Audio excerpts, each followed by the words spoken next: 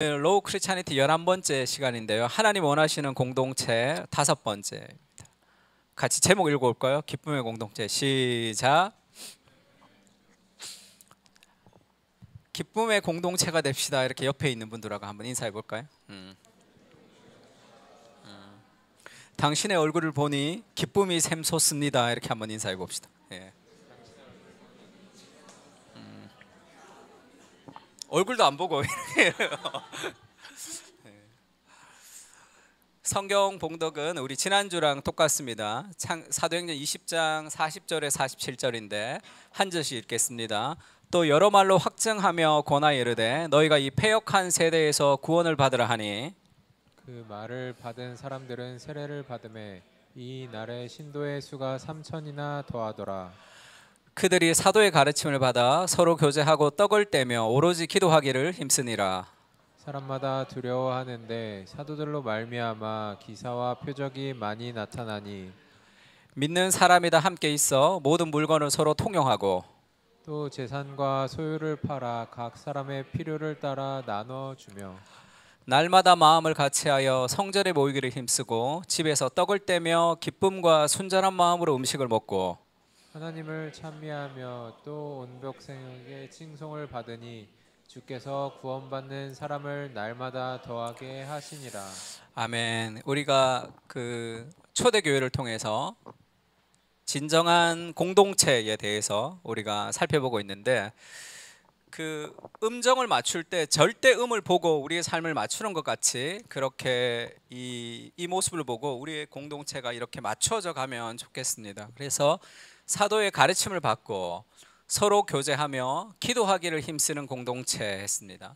그리고 사람마다 두려워하는데 사도들로 말미암아 기사와 표적이 많이 나타나니 믿는 사람이 다 함께 있고 모든 물건을 통용하고 재산과 소유를 팔아 각 사람의 필요를 따라 나눠주며 날마다 마음을 같이하여 성전에 모이기를 힘쓰고 집에서 떡을 떼는 이 모든 힘이 어디서 오느냐 하면 가르침을 받고 교제하고 기도를 통해서 오는 기쁨과 순전한 마음입니다. 기쁨. 그러니까 우리가 말씀을 배우고 그리고 서로 교제하면서 기도할 때 오는 하늘의 기쁨, 그 기쁨이 이 모든 것을 할 수 있는 힘이 되는 거예요. 그래서 오늘 이 기쁨의 공동체에 대해서 좀 나누려고 합니다. 기쁨이 없는 이런 일들은 다 무거운 짐이 된단 말이에요. 기독교는 무거운 짐을 지워주는 것이 아니라 기쁨으로 우리를 순종하게 하는 거죠. 은혜를 통해서. 그래서 이 기쁨과 순전한 마음으로 음식을 먹고 할 때 기쁨은 신앙에서 가장 중요한 거. 오늘 내 삶에 기쁨이 없다 그러면 이미 신앙적으로 영적인 침체 가운데 빠져 있는 거예요. 기쁨과 감사가 신앙의 가장 중요한 이 뿌리와도 같습니다. 파스칼의 팡세에 보면 파스칼이 그렇게 얘기하죠. 모든 사람은 행복을 추구합니다. 다시 얘기하면 기쁨을 추구하는 거죠. 행복을 추구하는 거예요. 예외는 없다. 무슨 수단을 사용하든지 그 수단은 모두 이 목적을 지향한다. 모든 인간은 행복을 위해서 살아갑니다. 어떤 이는 전쟁에 나가고 다른 이는 전쟁을 피하지만 양쪽의 견해는 달라도 그렇게 하는 이유는 똑같죠. 자신의 행복을 위해서죠. 모두 욕망 때문이다. 어떤 욕망이죠? 행복을 추구하려는 욕망이에요. 이 목적이 아니면 의지는 단 한 발짝도 움직이지 않는다. 이것이 모든 사람이 행동하는 동기이며 심지어 스스로 목매어 자살하는 사람의 동기이기도 하다. 스스로 목매어 자살하는 사람의 동기는 뭡니까? 이렇게 사는 것보다 죽는 것이 더 행복하게, 그것이 더 낫겠다는 자기 판단이죠. 그러니까 모든 인간은 다 행복을 추구하는 거죠. 어떤 기쁨을 추구하면서 지금 살아가고 있습니다. 여러분 왜 살아갑니까? 행복하기 위해 살아가는 거죠. 왜 직장 생활하고 왜 가정 생활하고 왜 그렇게 열심히 살아갑니까? 무언가 더 행복해지기 위해서, 내가 행복을 위해서 우리의 삶이 이끌어져 가고 있다는 거예요. 근데 우리가 추구하는 행복, 그 기쁨은 참된 기쁨이 아니다. 하늘에 주는 기쁨을 가져야 된다. 성경이 그렇게 얘기하고 있거든요. 자본주의가 만들어낸 소확행이라는 환상이라는 기사가 있었어요. 소확행 이런 것들이 다 자본주의가 만들어냈다는 거예요. 2000년대 웰빙, 2010년대는 뭐 힐링, 그 다음에 욜로, 그 다음에 소확행, 이런 일들이 이렇게 있습니다. 그러니까 이거는 누가 주도하고 누가 이끌어가냐 하면 다 물건을 파는 사람들이 이끌어가죠. 웰빙, 그럼 아무것도 사지도 말고 가만히 계세요, 이게 아니잖아요. 웰빙하는 뭔가를 해야 되는 거예요. 힐링은 가만히 있으세요, 힐링, 그런 게 아니잖아요. 힐링을 위해서 뭔가 돈을 지불하고 뭘 해야 됩니다. 욜로도 마찬가지죠. 돈 좀 쓰라는 거지. 인생에 한 번밖에 없으니 여행도 다니고 뭐도 하고 하라는 거죠. 소확행도 마찬가지입니다. 먹는 거, 그 다음에 어디 여행 가는 거, 어떤 그런 것이죠. 그래서 직장인 소확행 프로젝트, 영화관에 직장인 인증하면 싸게 해준다는 거죠. 이렇게 여러분의 워라밸을 응원합니다 하면서 모든 이런 오늘날의 문화의 코드는 대부분 그 뒤에 있는 어떤 누군가의 그런 돈벌이가 있다, 그렇게 얘기합니다. 뭐 100% 그렇지는 않지만 이게 문화의 내러티브가 그렇게 이끌어가는 걸 맞죠. 그러니까 모든 여기에 나오는 우리가 기쁨과 행복을 추구하는 모든 것은 다 돈이 들어가는 거예요. 그리고 뭔가 가만히 있을 때 행복한 게 아니죠. 무언가의 환경에 의한 행복을 얘기합니다. 트렌드 코리아에 보면, 그러니까 2025년 1월, 2월 같은데 이제 기사들 이렇게 주로 보면 소확행은 지나갔어요. 지금은 아보하 시대랍니다. 아주 보통의 하루예요.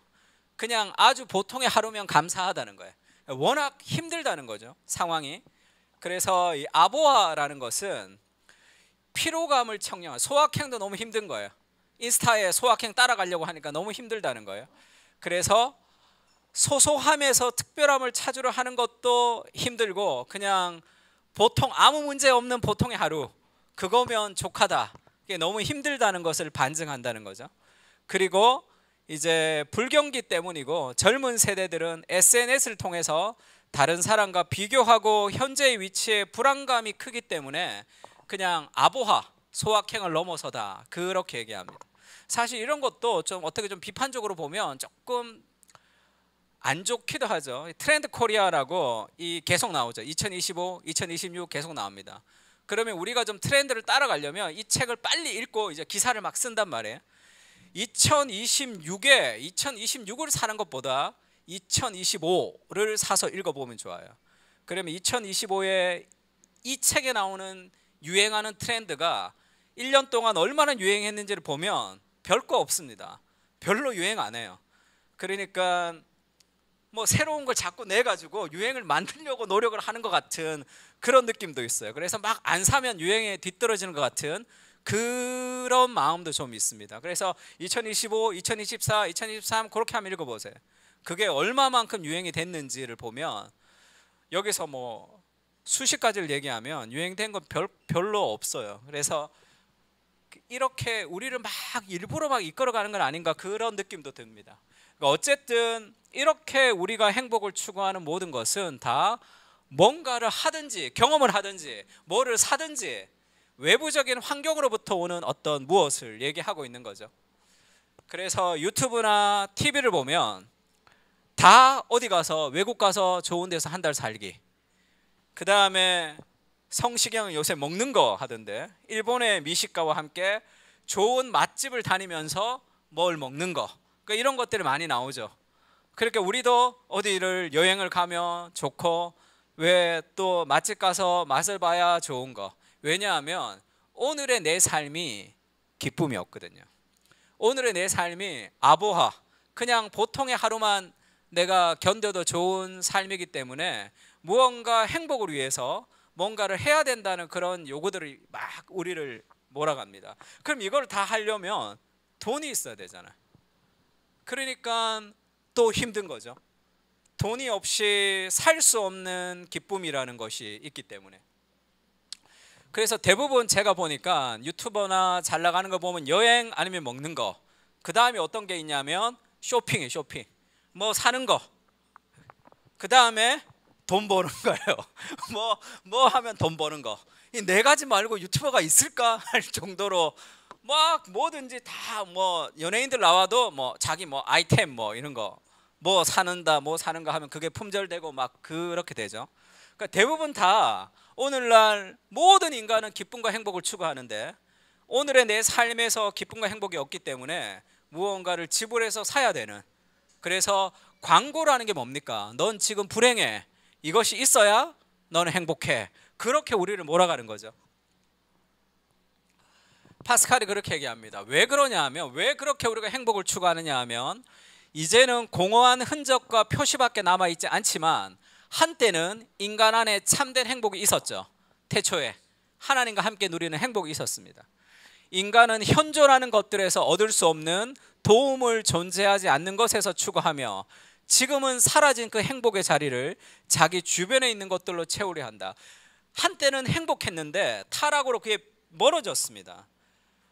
근데 그것을 이 땅에 있는 것들로 행복의 자리를 채워야 되죠. 행복의 향수가 있기 때문에.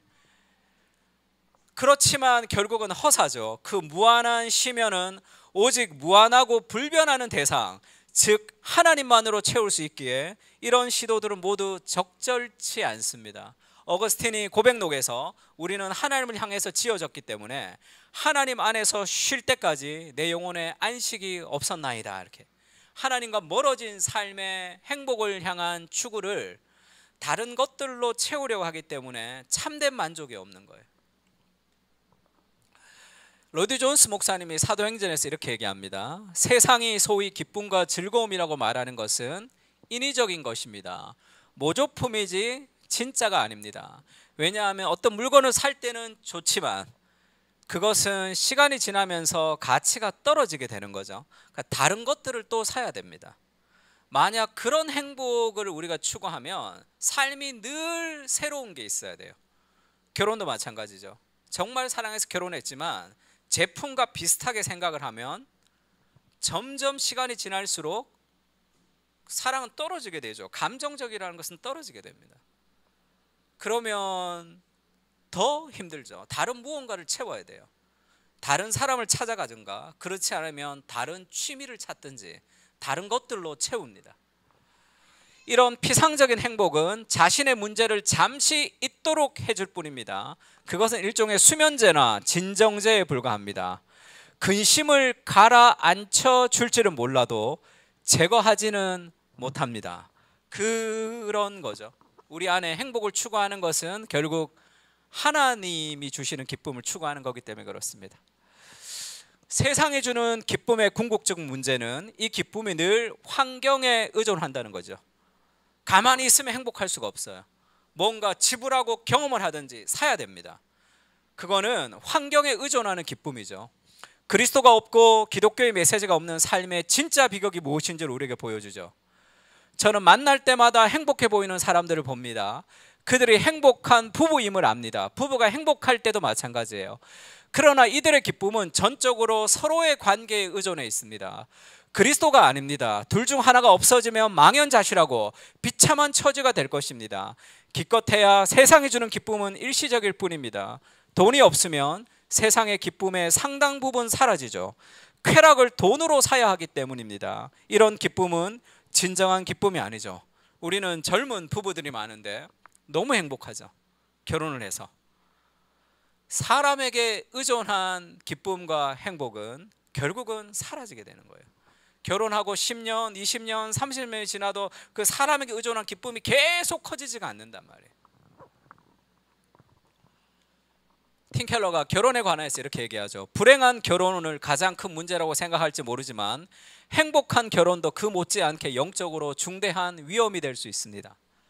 우리의 거짓된 마음은 형통한 시절에 우리를 가장 중대한 악으로 유혹합니다. 생수의 근원을 떠나 터진 웅덩이 옆에 앉는 것이지요. 그렇게 서로의 관계, 서로의 성격, 서로가 좋아서 만나는 모든 결혼 생활은 결국은 실망하게 되죠. 부부간에 문제가 생겨도 참담해지죠. 둘 사이가 조금만 틀어지면 그때부터 당신의 삶이 무너질 수 있다. 배우자를 덜 사랑해서 되는 것이 아니라 하나님을 더 사랑해야 되는 거죠. 그때 배우자를 더 사랑할 수 있습니다. 그렇지 않으면 배우자가 늘 잘해야 돼요, 나한테. 뭔가 실망하게 되면 내 사랑이 깨진단 말이에요. 그 사람의 성품, 그 사람의 무엇, 그 사람의 기댄 모든 것은 다 시간이 지나면 낡아집니다. 왜냐하면 인간 안에는 자기중심성이 있거든요. 그러니까 그 삶의 갈등이 하나님을 가장 사랑할 때만 결혼 생활의 어려움을 극복할 수 있는 더 큰 기쁨이 있는 거죠. 두 사람의 관계성 안에 베이스를 두면 그것은 무너지는 거죠. 그래서 늘 아기가 태어나고 힘들어하는 부부들에게 늘 하는 얘기가 있죠. 육아가 힘들더라도 신랑이 신앙생활을 좀 잘할 수 있는 공간을 마련해 줘야 되는 거예요. 근데 내가 너무 힘드니까 집에 오면 다 아기를 봐야 돼. 두 사람이 말씀도 못 보고 기도도 못 하고 늘 아기에게 매달려 살아가면 그 가정이 점점 신앙으로 무너지면서 멀어지면서 결국은 내가 원치 않는 결과들을 얻어낼 확률들이 많습니다. 그러니까 나한테 좋은 것이 아니라 하나님께 좋도록, 그러니까 신랑이 오면 아기를 좀 보면 아내가 기도할 수 있는 시간을 좀 마련해 주든지, 그런 공간이 마련되지 않으면 좋을 때 좋지만 어려움을 극복하지 못하게 되는 거죠. 그런 기쁨은 무언가를 의지한 그 기쁨은 다 일시적인 거죠. 예레미야 이런 말씀이 있죠. 같이 읽을까요? 내 백성이, 시작. 내 백성이 두 가지 악을 행하였나니 곧 그들이 생수의 근원 되는 나를 버린 것과 스스로 웅덩이를 판 것인데 그것은 그물을 가두지 못한 터진 웅덩이들이니라. 내 백성이 두 가지 악을 행하였는데 생수의 근원이 되는 나를 버린 것, 그 다음에 스스로 웅덩이를 판 것이죠. 근데 그것은 물을 가두지 못할 터진 웅덩이입니다. 그러니까 결국 열심히 내가 행복을 위해서 추구하지만 물을 가두지 못할 터진 웅덩이, 생수의 근원을 버리고 다른 곳에서 찾으려고 하면 생수가 없는 거죠.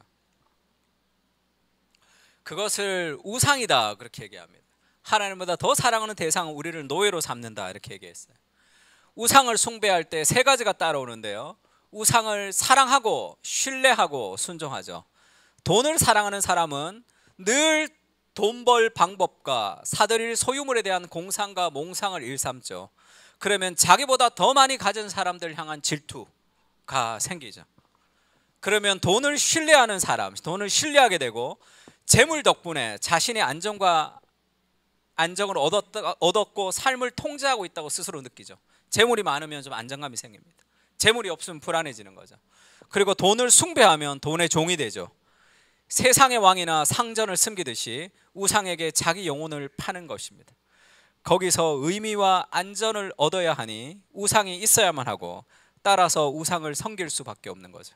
그렇게 계속 하나님이 아닌 다른 기쁨들을 우리가 찾을 때 그것은 결국 우리를 노예로 삼습니다. 그래서 팀켈러의 사사기에 보면 이스라엘이 하나님의 목전에 악을 행해서 바할, 아스타롯, 아람, 시돈, 모압, 암몬, 블레셋 사람들의 신들을 섬기고 여호와를 버렸다는 거예요. 하나님을 버리면서 온갖 다른 신들을 많이 섬겼습니다. 근데 이 신들은 어떤 신이냐 하면 자기들을 정복한 신들이에요. 그래서 결국 이스라엘이 섬겼던 신은 그들을 억압했던 민족들의 신들입니다. 다시 말해 이스라엘은 어느 나라의 우상을 숭배할 때마다 그 나라의 지배를 받는 거예요. 우리가 하나님이 아닌 다른 기쁨을 찾으면 그것이 우리를 지배합니다. 근데 우상 숭배는 종살이로 이어지고 종살이는 다시 우상 숭배로 이어지죠. 이 패턴은 오늘에도 동일합니다. 인간 관계에서 목적을 찾는 사람이 관계에 실패하면 다른 것을 찾아가게 되죠. 인간 관계에서 목적을 찾으려는 사람들은 그 관계에서 실패하면 일 열심히 합니다. 그러면 우상이 바뀌는 거예요. 그냥 진정한 기쁨을 얻는 것이 아니라 다 다른 우상으로 대체되는 거죠. 이스라엘과 비슷합니다. 사마리아 여자가 예수를 만났죠. 네 남편을 불러오라 할 때 남편이 5 있었다 이렇게 얘기하죠. 왜 남편이 5 있었을까요? 내가 정말로 꿈꿨던 무엇, 내 인생의 행복, 내 인생의 기쁨을 이 남자와의 관계에서 찾은 거죠. 근데 그게 이루어지지 않는단 말이에요. 그러니까 다른 남자로 바꾼 거죠. 그것도 채워지지 않아. 또 다른 것, 또 다른 것, 또 다른 거로 바꿔도 채울 수가 없는 거예요. 남편이 아니라 일과 뭐 다른 것, 취미와 돈과 성공과 모든 것으로 바꿔가도 채울 수 없는 거죠. 그래서 예수님이 그렇게 얘기합니다. 남편이 없다 이렇게 여자가 거짓말하니까 네 말이 맞다. 네가 남편이 5 있었으나 지금 있는 사람도 내 남편이 아니니 진정한 남편 되시는 그리스도를 경험하지 못할 때 온갖 다른 남자, 다른 우상을 숭배하지만 그것은 너에게 참된 기쁨을 줄 수 없다는 거죠. 그러면서 어떻게 얘기하죠? 이 물을 먹는 자마다 다시 목마르거니와 다른 기쁨을 추구하는 모든 것은 목마릅니다. 내가 주는 물을 먹는 자마다 영원히 목마르지 아니하리라 하면서 예수님이 무슨 얘기를 하죠? 예배에 대해서 얘기하죠. 예배. 왜냐하면 모든 사람은 무엇인가를 예배하거든요. 나의 행복을 추구하는, 내 기쁨을 추구하는 무엇을 예배하며 살아갑니다. 그러니까 진정한 예배, 그리스도가 우리의 남편이 될 때 오는 영원히 목마르지 않는 그 기쁨을 얘기하는 거죠. 그래서 예수님이 그 사마리아 여자에게 우상을 버리고 예배를 소개합니다.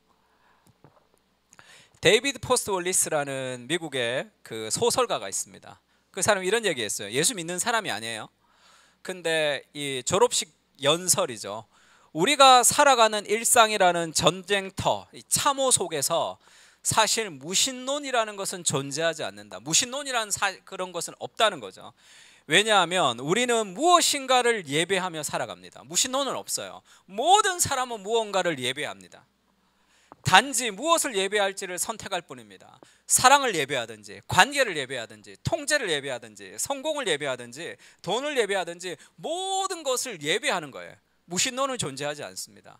하나님을 믿지 않을 뿐이지 다른 하나님을 믿고 있는 거예요. 이 빈 공간으로 누구나 살 수 없어요. 목적이 이끌어가는 삶에서 리 고렌도 그렇게 얘기하죠. 목적이 이끌어가는 삶의 데이 3, What drives your life? 삶의 원동력, 너의 인생을 이끌어가는 원동력이 무엇인가? 라고 묻죠. 목적이 이끌어가는 삶은 첫 문장에 다 결론이라고 얘기했습니다. 모든 사람은, 모든 삶은 어딘가에 의해서 이끌리며 살아갑니다. 모든 사람은 무엇인가에 의해서 이끌려서 살아가는 거예요. 지금 그것이 나의 예배의 대상입니다. 그것이 나의 하나님이에요. 근데 하나님이 아닌 다른 어떤 더 큰 관심은 우리를 결국 노예로 삼는 거죠. 팀 켈러도 그렇게 얘기하죠.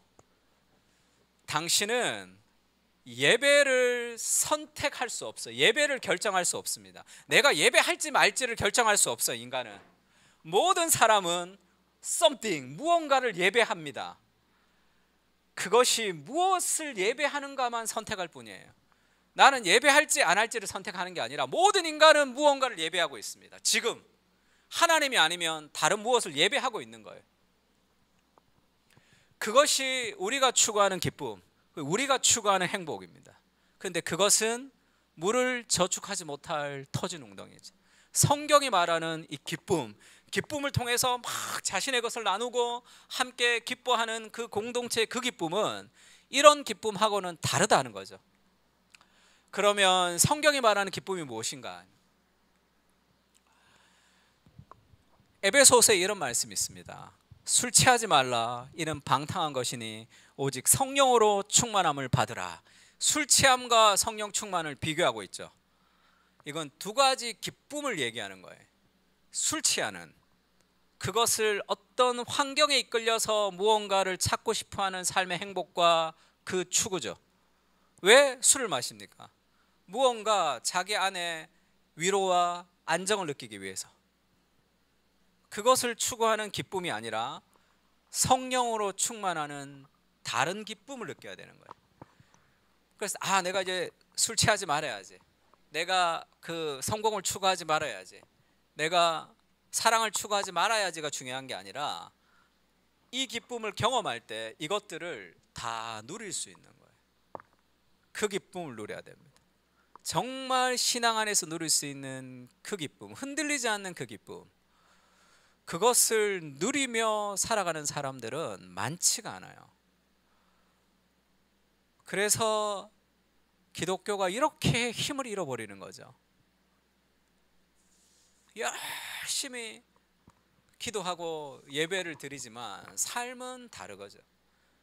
요즘 이 청와대 게시판에 올라오는 것이 뭐냐면 국가 조창기도회를 폐지하자는 글이 막 올라오고 있습니다. 그게 뇌물의 온상이다 이렇게 되는 거죠. 그것이 사람들이 보는 기독교, 어쩌면 우리의 이 속살일지 모르겠죠. 우리의 수준이 그냥 다 드러난 것일지 모르고. 그러면 성경이 말하는 기쁨, 이런 이 자신을 나누는 그것을 기쁨으로, 우리도 찬양할 때 기쁨으로 드린다, 나의 생명을 드리니 기쁨으로 하나님께 드린다 할 때 그 기쁨이 먼저죠. 이 기쁨이 이 삶을 이루어지는데, 이 기쁨의 특징이 뭐냐면 두려움입니다. 두려움과 함께 있는 기쁨이에요.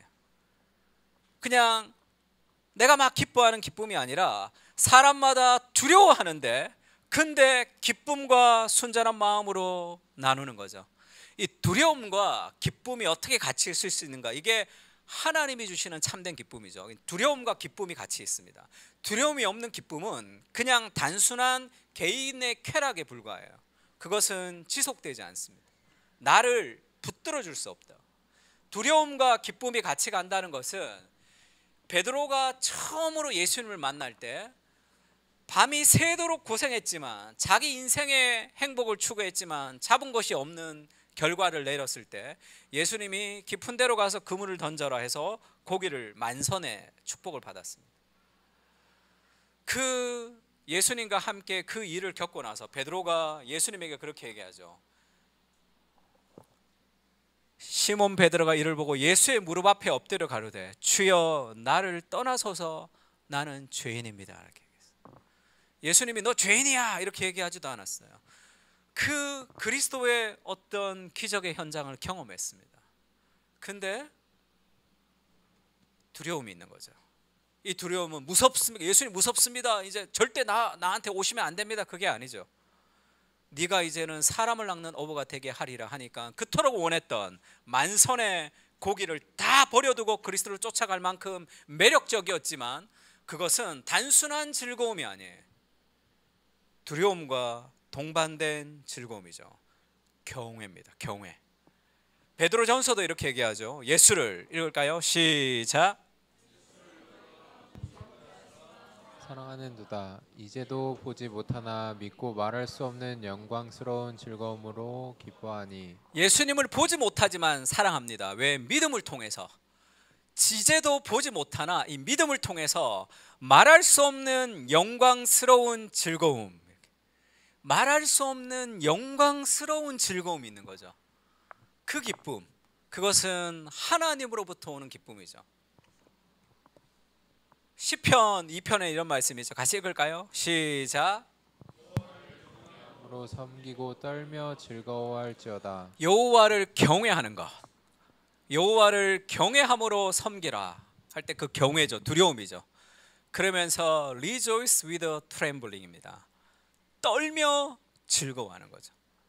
떠는데 왜 즐거워하냐? 이런 감정을 어떻게 설명할 수 있을까요? 하나님의 경외를 경험할 때 아는 거죠. 아, 이거구나. 성경을 읽을 때 늘 성경이 재미가 없어요. 매일 읽으면서 읽습니다. 그러던 어느 날 하나님의 말씀이 송이꿀보다 더 달달하는 다윗의 고백이, 아, 이거구나 라는 것을 깨닫게 되는 거죠.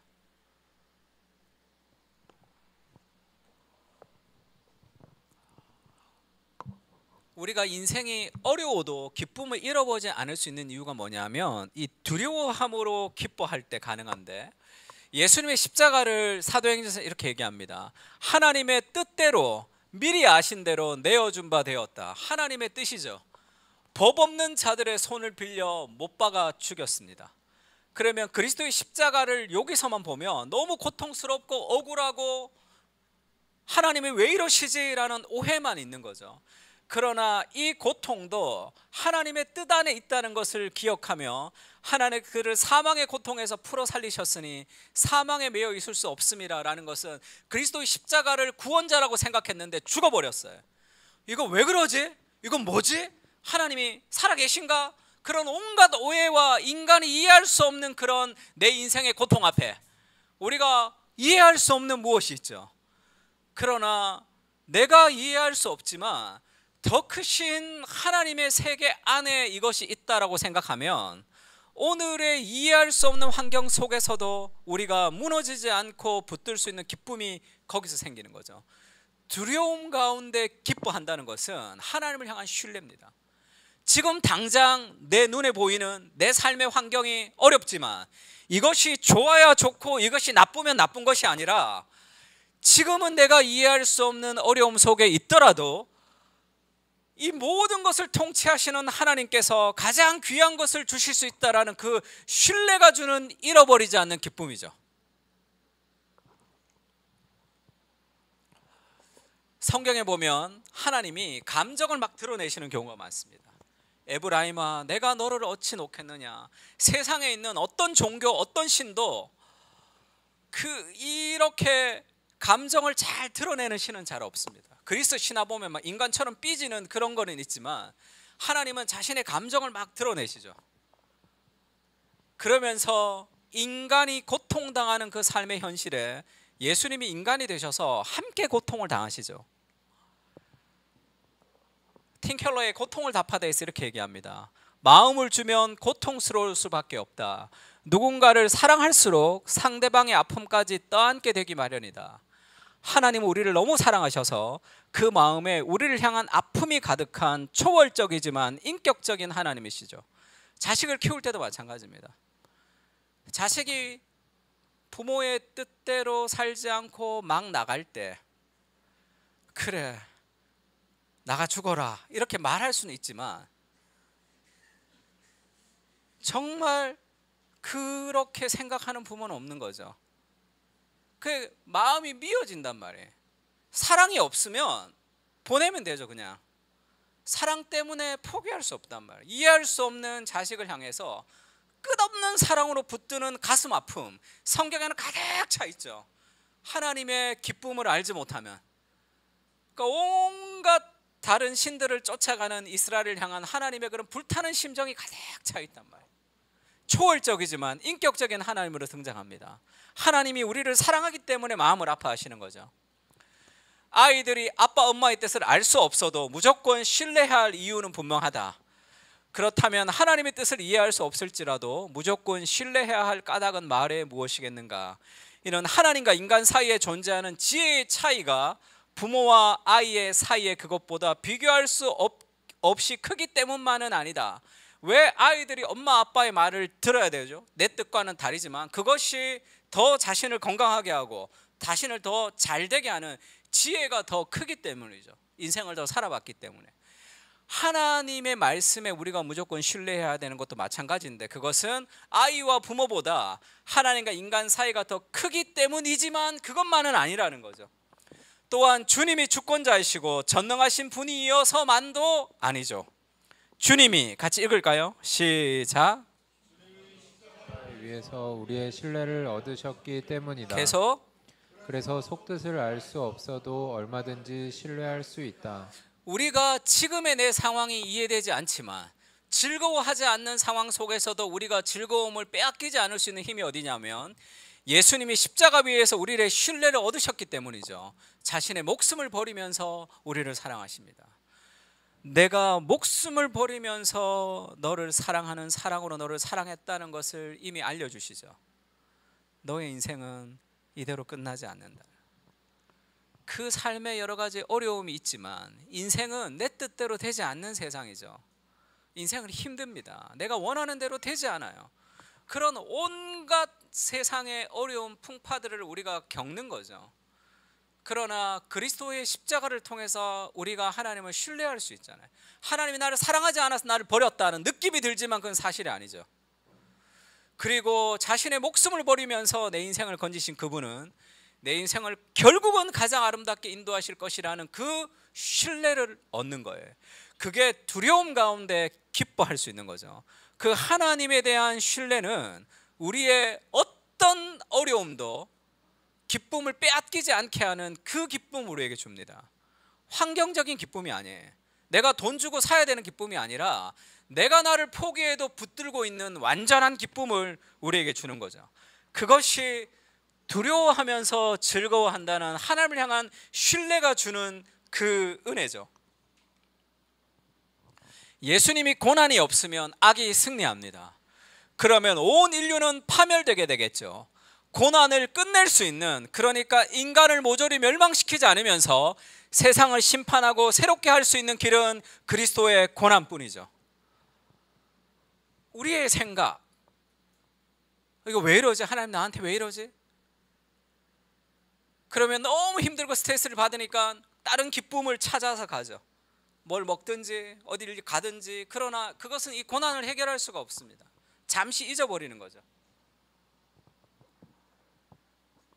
이해할 수 없지만 마지막에는, 지금은 이해할 수 없어도 신뢰할 수 있죠. 마지막에는 내 인생에 겪었던 수많은 사건들은 결국은 이것을 위한 하나님의 포석이었구나를 알 수 있습니다. 내 인생은 내가 주도하는 게 아니죠.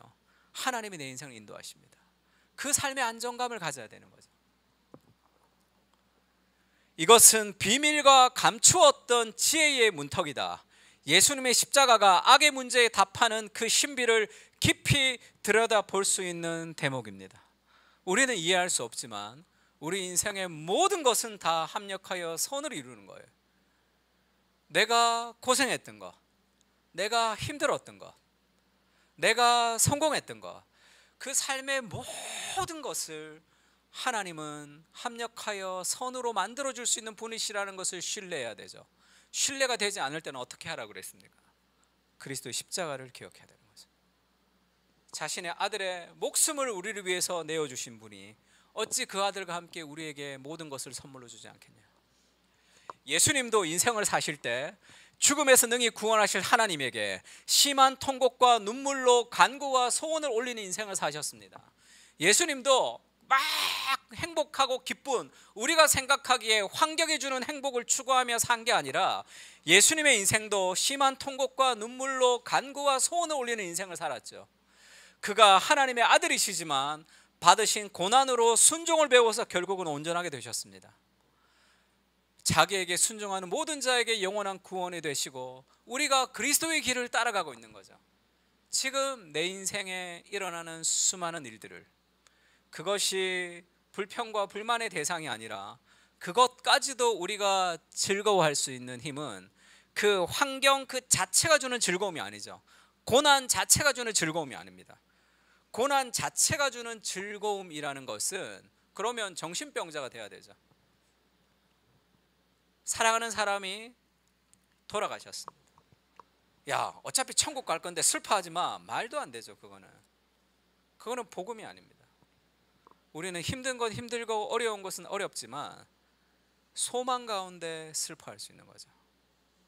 영원한 나라의 그 소망, 그것이 우리를 무너뜨리지 않게 하는 고난 속에 있는 즐거움이죠.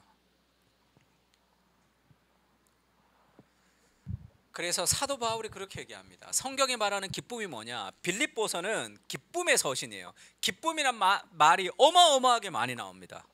기뻐하라. 내가 다시 말하오노니 기뻐하라. 근데 그 빌립보서를 어디서 썼냐면 감옥에 썼단 말이에요.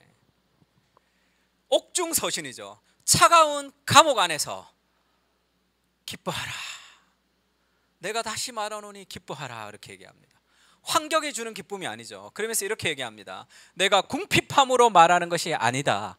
내가 어떠한 형편에든지 나는 자족하기를 배웠다. 환경이 주는 기쁨이 아니죠. 어떤 형편에 있든지 부자가 되었든 가난한 자가 되었든 그 환경이 내게 무언가 기쁨을 주는 것이 아니죠. 나는 자족, 만족을 배웠는데 그것은 환경이 주는 만족이 아니다. 이렇게 얘기합니다.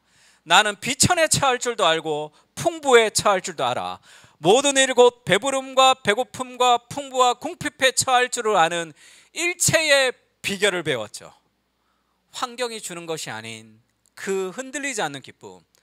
내게 같이 읽을까요? 시작. 내게 능력 주시는 자 안에서 내가 모든 것을 할 수 있느니라. 내 능력, 내 환경이 나를 이끌어가는 게 아닙니다. 내게 능력 주시는 자 안에서 내가 모든 것을 할 수 있다. 내 능력이 부족해서, 내 환경이 이래서, 그것이 아니라 그 어떤 환경 속에서 일체의 비결을 하나님이 배우게 하시는 거죠. 육아가 힘들고, 직장이 힘들고, 관계가 힘들고, 공부하는 게 힘들 수 있습니다. 하나님이 사랑하는 자녀들에게 그것을 허락하신다면 하나님의 뜻이 있다는 걸 알아야 돼요. 두려워하는 가운데 즐거워할 수 있는 거죠. 그것은 막 세상이 주는 기쁨하고는 다릅니다. C.S. 루이스가 그것을 예기치 못한 기쁨이다, Surprised by Joy라고 얘기했죠. 이때의 조이는 막 기뻐하는 그 조이가 아니라 그랬죠. 원래 Surprised by Joy라는 제목은 윌리엄 월즈월드의 시에서 따왔다고 얘기했습니다. 그 시에는 어린 자녀를, 딸을 잃어버린 그 윌리엄 월즈워스가 어느 날 지나가다가, 놀이터 같은 데 지나가다가 어떤 바람이 이렇게 확 불어왔는데 자기 딸이랑 놀았던 그 기억이 확 떠올랐습니다. 그게 예기치 못한 조이예요. 그 자기 딸과의 향수가 확 밀려왔는데 딸을 볼 수 없어서 슬픔이 여전히 가득하죠. 그래서 이때의 예기치 못한 기쁨이라고 하는 것은 그냥 즐거움이 아니고, C.S. 루이스는 예기치 못한 기쁨이 자기의 자서전이에요. 자기 인생이 하나님을 만났던 여정이 예기치 못한 기쁨이었다 얘기합니다. 아주 어릴 적에 자기 형이 양철 도시락에 어떤 정원을 만들어서 장난감 정원을 가지고 딱 들어왔는데 그때 느껴졌던 어떤 기쁨, 어떤 기쁨이 쑥 들어왔다가 갑자기 사라졌다는 거예요. 그리고 책을 보면서 느꼈던 그런 상상을 통해서 느꼈던 어떤 기쁨이 쑥 왔다가 사라진 거, 그것을 C.S. 루이스는 하나님을 만나고 없어졌다 이렇게 얘기합니다. 그 모든 세상의 어떤 조이는 천국의 그림자였다는 거죠. 그래서 왔다가 사라지는 기쁨, 그것을 통해서 결국은 진정한 기쁨을 발견하는 그 여정이 인생의 여정이다 그렇게 얘기합니다. 그러니까 우리가 기쁨의 공동체, 성경에서 기뻐한다고 할 때는 그 하늘로부터 오는 무언가의 그림자죠. 그래서 사람들은 그 그림자의 인생을 겁니다. 그러나 거기에는 참된 기쁨이 없는 거죠. 그것은 하나님을 향한 갈망으로 우리를 인도하는 기쁨일 뿐이죠. 그래서 이런 문장이 있죠. 내가 기쁨을 찾은 것이 아니라 기쁨이 나를 찾아왔다는 거예요. 그 천국의 향수라고 얘기합니다. 쾌락은 우리 손 안에 있지만 기쁨은 언제나 우리를 놀라게 하며 찾아오는 손님이죠. 나는 언제나 다른 무엇을 원하는 마음에 사로잡혀 있었지만 그 모든 욕망이 결국은 하나님을 향해 있었다는 것을 알게 되었다. 그런 기쁨, 그 향수, 그것을 우리는 찾고 있는 거죠, 인생에서. 결론적으로 기쁨은 어떻게 되었을까? 예기치 못한 기쁨의 가장 마지막 결론이죠. 결국 그것이 이 책의 주제가 아니었던가. 사실대로 말하자면 나는 그리스도인이 되면서 그 주제에 거의 흥미를 잃고 말았다. 여전히 그런 느낌은 자주 경험하지만 그 경험은 내 마음의 한 상태에 불과하다고 생각하기 때문에 예전과 같은 중요성은 부여하지 않는다. 바깥에 같이 읽을까요? 시작. 바깥에 있는 무언가 다른 것을 가리키는 지시봉의 가치만을 지니고 있을 뿐이다. 그 기쁨은 바깥에 있는 다른 무언가를 가리키는 화살표였다는 거죠. 하나님의 기쁨입니다. 그 하나님의 기쁨을 가르치는 화살표였다는 거예요. 내가 좋아하는 그 무엇, 거기에 인생을 걸면 배신을 당하죠. 왜냐하면 그것은 그림자일 뿐입니다. 그래서 영광의 무게에서 그렇게 얘기하죠. 어떤 책이나 음악 자체를 신뢰하고 그곳의 아름다움을 찾고자 한다면 반드시 배신당하게 된다. 왜냐하면 우리가 추구하는 행복은 거기에 없거든요. 내가 성공하는 거, 내가 뭐 하는 거, 거기에 아름다움이 있지 않고 그 진정한 내가 원하는 아름다움은 책과 음악 안에 있는 것이 아니라 모든 아름다움은 영원하고 완전한 기쁨을 가르치는 화살표의 역할을 하기 때문이죠. 그래서 하나님을 향한 진정한 기쁨을 만나고 나서 내 인생에 이제 서프라이즈 바이 조이는 일어나지만 나 그거 별로 이제는 큰 관심을 기울이지 않는다. 그렇게 얘기를 했습니다.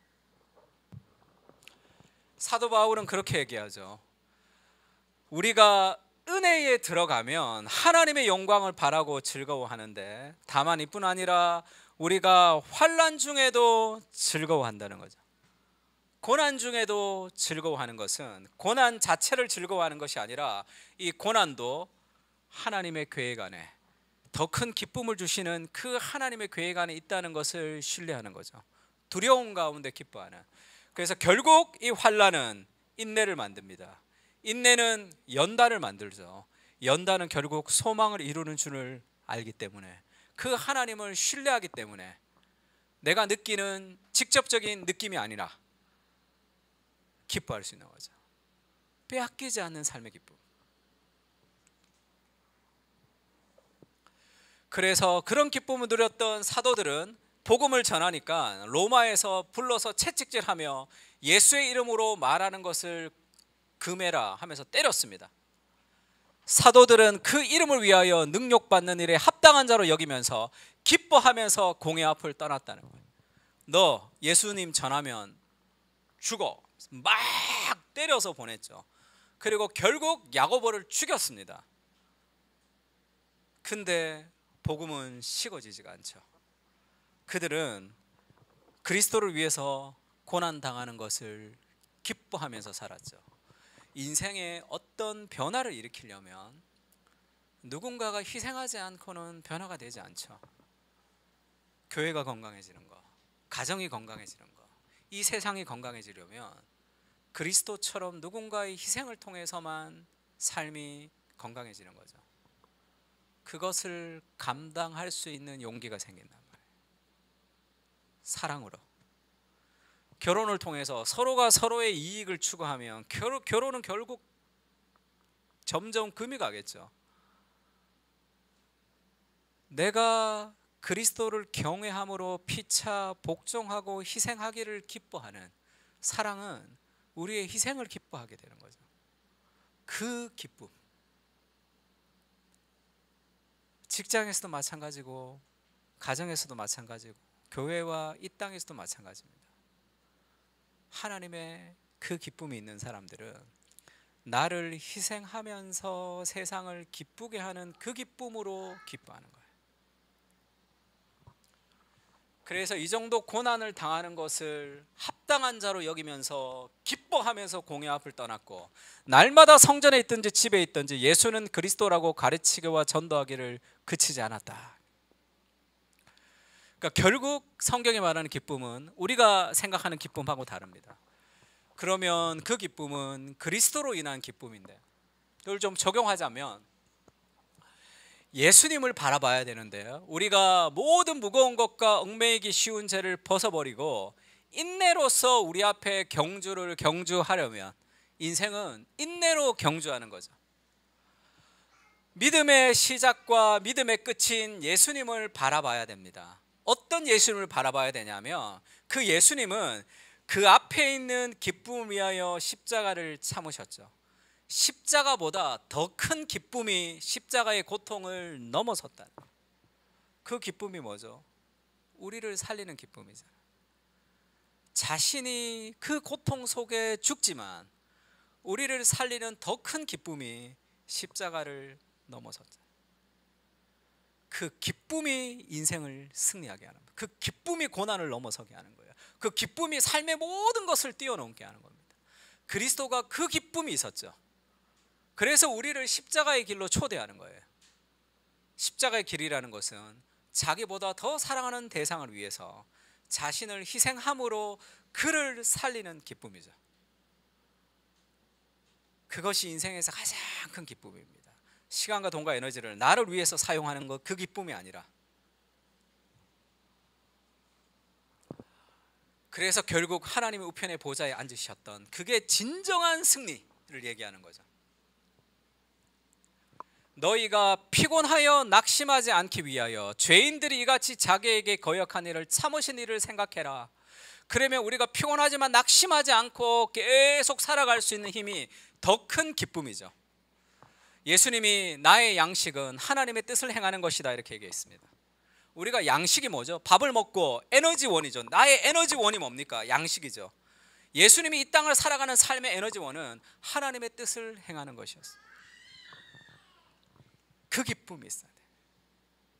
하나님, 그 하늘의 기쁨, 인생의 어려움을 뛰어넘어야 돼요.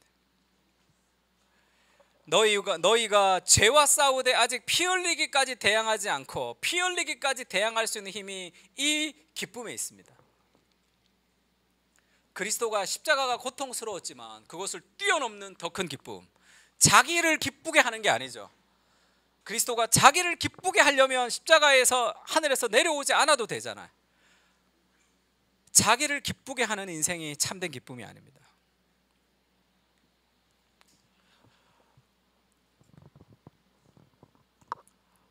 시편 16편에 이런 말씀인데 같이 한번 읽을까요? 하나님이요, 시작.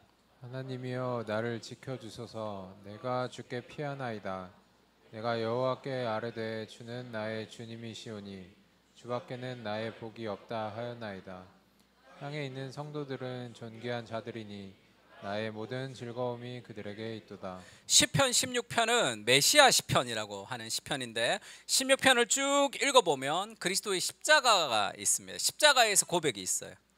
그리스도께서 십자가의 고백을 쭉 고백하는데 땅에 있는 성도들은 존귀한 자들이니, 이때 땅에 있다는 것은 형편없고 죄 있는 성도들이라는 뜻입니다. 땅에 있는 성도들은 존귀한 자들인데 나의 모든 즐거움이 그들에게 있도다 이렇게 얘기하죠. 예수님이 십자가를 진 이유가 뭐냐 하면 내 인생의 기쁨은 너다라는 거예요. 나의 모든 즐거움이 너에게 있다 이렇게 얘기해요. 이것이 최고의 사랑 고백이다 이렇게 얘기했죠. 아내를 사랑하고 남편을 사랑하지만 우리의 모든 즐거움이 거기에 있지 않습니다. 어떤 남편은 축구도 좋아하고 야구에게도 즐거움이 있고 게임에게도 즐거움이 있죠. 근데 예수님은 모든 즐거움이 너에게 있다는 거죠. 그래서 내가 목숨을 버렸다. 그러니까 그리스도의 십자가를 통해서 우리가 느껴야 되는 느낌이 뭡니까? 나는 하나님의 기쁨의 존재라는 그 확신이죠. 당신은 누구입니까? 실력도 없고 능력도 없고 부족하고 결핍이 있고, 그것이 그렇게 생각하면 늘 세상에 주는 어떤 기쁨들을 찾아 헤매야 돼요. 나는 그리스도가 자신의 목숨보다 더 소중한 즐거움이죠. 이런 고백을 받아본 적 있습니까? 너는 내 인생의 모든 즐거움이다. 그것이 우리 삶의 열정을 만들어내는 거죠.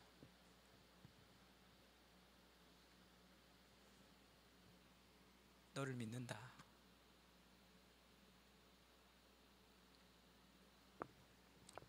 그런 내가 정말 그리스도로 인한 기쁨의 존재라는 것에 대한 깊은 확신이 우리 인생을 흔들리지 않게 하는 거예요. 그리스도 예수 안에는 하나님의 사랑에서 끊을 수 없습니다. 그 어떤 거라도 사망이나 생명이나 천사들이나 권세자들이나 현재일이나 장래일이나 능력이나 높음이나 기쁨이나 다른 어떤 피조물이라도 이 세상의 어떤 어려움도 우리를 우리 주 그리스도 예수 안에 있는 하나님의 사랑에서 끊을 수 없는 거죠. 그 사랑을 붙들 때 다 이길 수 있는 강한 사람이 되는 겁니다. 같이 한번 읽을까요? 내가 이것을, 시작. 내가 이것을 너희에게 이름은 내 기쁨이 너희 안에 있어 너희 기쁨을 충만하게 하려 함이라. 예수님의 기쁨을 우리에게 주고 싶은 거죠. 너는 내 인생보다 더 소중한 기쁨이다. 그것을 회복할 때, 내가 예수님의 기쁨이라는 것을 회복하면 인생을 그냥 살 수 없죠. 드래곤 길들이기 실사판이 나와서 제가 한번 봤는데, 드래곤 길들이기의 이 히컵이라 그러죠. 이 친구가 늘 이렇게 사고를 많이 칩니다. 그래서 이 아버지는 드래곤을 싸워서 잡아야 된다고 생각하는데 이 히컵은 드래곤과 친구가 되죠. 그래서 막 드래곤 타고 놀고 이럽니다. 그러다가 결국 마지막에 드래곤을 잡으러 갔다가 온 그 장군들이 다 패배하고 히컵이 마을을 구하죠. 그러면서 그 전까지 늘 형편없는 아들, 뭐 쓸데없는 아들, 드래곤 잡아야 되는데 힘도 없는 아들 이렇게 생각했는데 마지막에 대사가 이런 대사가 있죠. 내가 너를 내 아들이라 부를 수 있어서 내가 너무 자랑스럽다 이렇게 얘기합니다. 그래서 안 가도 된다, 일하지 않아도 된다, 내가 너를 내 아들이라 부를 수 있어서 내가 너무 자랑스럽다. 그러니까 그 얘기를 듣고 가서 결국 마을을 구하는 장면이 있습니다. 이번 주에 이 고신대 신대원에 가서 3일 동안 말씀을 전했는데 이 중간에 교수님들이랑 이제 식사하는 시간이 있었습니다. 근데 첫날 강의하고 제가 신학교 가서 책을 많이 읽었다 그러니까 교수님들이 그걸 좋은 거예요 이제. 그래서 목사님, 우리 학생들에게 책 좀만 읽으라고 더 이렇게 얘기를 해 주십시오. 그렇게 얘기하더라고요. 그래서 그럼 목사님 어떻게 그렇게 그 책을 잘 못 읽었다가 책을 열심히 읽게 됐습니까? 뭐 그런 얘기 하더라고요. 나는 부족하니까 열심히 공부해야지. 그게 다 독이라 그랬죠. 저는 그렇게 생각하고 삽니다. 하나님이 나를 믿고 있는 거죠. 교회가 어려워지고 세상이 힘들어지고 여러 가지 상황이 어려워지지만 뽕나무 위에서 걸음 걷는 소리가 들리면 다윗아 네가 나가라, 그런 말씀이 있어요. 다윗을 하나님이 잠복시킵니다. 그리고 뽕나무 위에서 걸음 걷는 소리가 들리면 네가 나가라 이렇게 얘기해요. 그것이 우리의 삶의 열정을 이끌어내는 거죠. 그 천지를 창조하신 위대하신 하나님이 연약한 우리를 자신의 목숨을 버리면서 확신해 주신 거죠. 너는 할 수 있다. 그러니까 거기에 인생을 베팅하는 거 아닙니까? 그 기쁨의 존재라는 것을 깊이 느껴야 돼요. 그리스도가 목숨을 버리면서 우리에게 참된 기쁨을 주셨습니다. 이것이 부족하면 뭐가 더 있어요? 다른 것은 없고. 네가 내 아들이라는 것이 내가 너무 기쁘다. 그 기쁨을 회복하는 거죠. 좀 힘들고 어렵고 그 어떤 환경 속에서도 빼앗기지 않는 기쁨이죠. 그 기쁨이 우리를 이끌어가고 그 기쁨이 우리의 삶을 더 풍성하게, 그런 하늘의 기쁨을 회복시켜 주십시오. 그게 이미 우리에게 있는 거죠. 눈을 뜨고 그것을 깊이 경험할 수 있게 해달라고 기도했으면 좋겠습니다. 찬양할까요 우리?